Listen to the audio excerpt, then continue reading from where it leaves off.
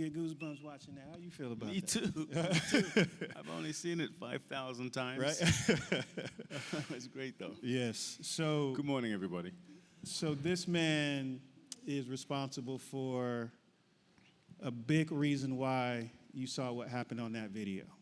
And we wanted to make sure that, yeah, I'll give you that title. I know, I'll give it to you. I'll give you that one. It's true, though. I wanted to make sure you understood this is the new Detroit. It's different. It's not what you maybe remember.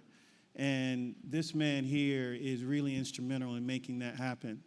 And I just wanted to share with you why we are here in Detroit, why the Black Footwear Forum is here in Detroit, and give Kofi an opportunity to talk about his journey and the amazing things you have planned for this city.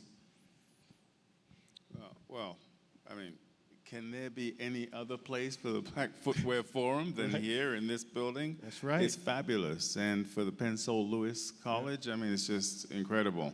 And we are extremely, extremely excited to just see what you're doing here. I mean, obviously your passion, your energy, and it's infusing the whole building. And it's just great. So I'm just happy to have a small part in it. Small part in that. Thank you. So, where do you want me to start? I think maybe share a little bit about yourself, sure. and so they can get some context of how, where you come from and what you're about. Sure. Well, I was born in Ghana. I'm originally from Ghana. Spent a few years in England, and then went back to finish high school, and then my first degree in architecture. So I'm a little bit of a designer too. I mean, surrounded by just creativity here. But my first degree was in design in Ghana, and then I was able to get a graduate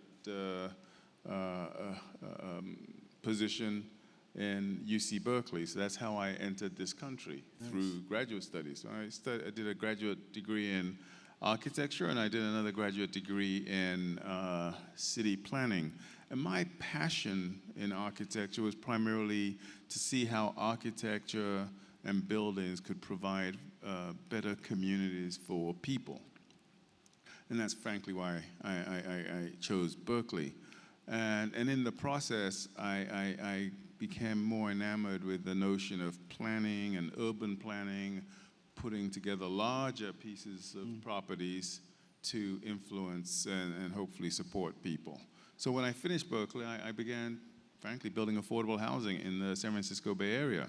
So I built affordable housing for like 4 years. I built about 500 units in Berkeley and Oakland. And then I moved into the public sector. And I began to run some of the city of, a city called Emeryville, and then ultimately the city of San Francisco's redevelopment and economic development programs. So along the way, I became the city manager for the city of Oakland, which was a very difficult job, I would say. But it was fascinating. Right. And then my last public sector job was I was the chief economic advisor to Mayor Willie Lewis Brown in San Francisco. Okay. And that was a fascinating time because he was a brilliant, brilliant, brilliant man. And then I had a very sharp turn in my career because I then was recruited to become the chief administrative officer for the Cleveland Browns in Cleveland, Ohio. Wait, you went from California to Ohio. I did. You need to get some new clothes. Yeah. I needed new clothes from the day I left the tropics, brother. That's true. But there I was. Probably at that time, maybe the highest ranking African American in the business side of the NFL. And that was an eye-opener. But I was there about 7.5 years, and then I went back to the Bay Area as a real estate developer because I was recruited back there. And I started building fairly large master plan communities in urban areas, primarily planning them on old military bases in the area. In San Francisco, Treasure Island, Hunters Point Shipyard, in Orange County, There are great parks. And so anyway, Amazing. that's where I was until I retired in February of 2020. Good time to retire. Yeah, I thought so. I thought so. Then a week later, this thing called COVID started coming out at everything and everybody. And I all the plans that my wife and I had for, traveling the world, going back to Ghana and visiting, all that was put on hold. And so I ended up in retirement sitting on my deck in the San Francisco Bay Area. And that was bad enough. And, obviously, it was so thrilling listening to Terrence. But actually, everybody was moved. Yeah. Everybody should have been moved Yes. by 2020 for all kinds of reasons. But certainly, COVID was one of the reasons. But perhaps I will say that the Breonna Taylor and the George Floyd, all that impacted us greatly. So imagine this, someone like myself who had spent most of his professional career in urban development, now essentially watching the world, or certainly America, literally just dissemble. Yeah. Yeah. Dissembling because of the disparities in health access into our communities, dissembling because of the lack of digital access for the kids who have sent home to supposedly work from home, dissembling because of just the pure racial inequities in the criminal justice system that we all know well.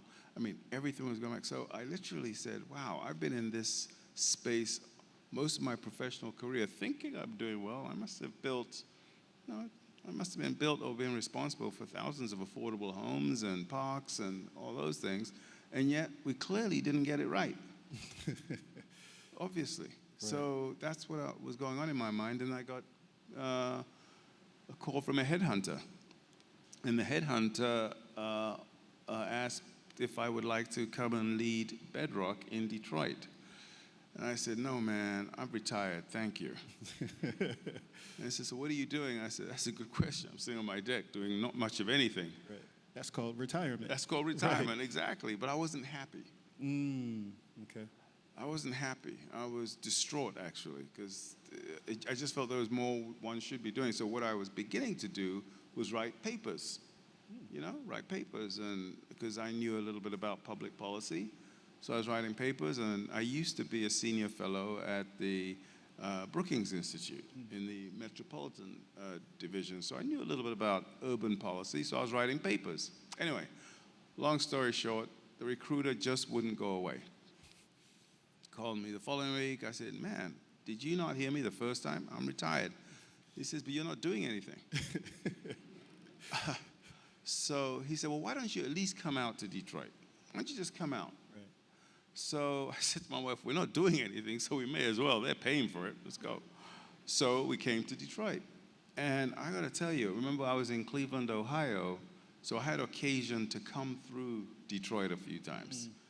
And it wasn't quite like this. So when I got to Detroit and I just saw what had happened, the transformation, I was actually amazed. So, and this is a true story. The first thing I said to the folks who I met here was, you actually don't need me. You're doing such a great job without me. Look, if you're looking for a CEO, I'll be happy to help. But I don't think you need me. And I'd be happy to sit on a board or something and help that thought process. And they said, well, before you make decisions, you got to meet Dan and Jen Gilbert. And so I said, okay, it'd be an honor. So the very next day, I met with Dan and Jen Gilbert and, talked, and they were, very gracious and everything. So I basically summed up the courage to ask Dan, so what do you want out of this? You're hugely successful. You've done a great job. So what do you want for Bedrock? And he said, Kofi, I just want to put Detroit in its rightful place as a 21st century world-class city. And just think about that. It wasn't about, I'm going to try to make as much money as I can. I want to build my portfolio. I want to build the biggest buildings. Nothing to do with that. It was about city building. And that spoke to my heart. And that is why I got off the couch and came to Detroit. Wow.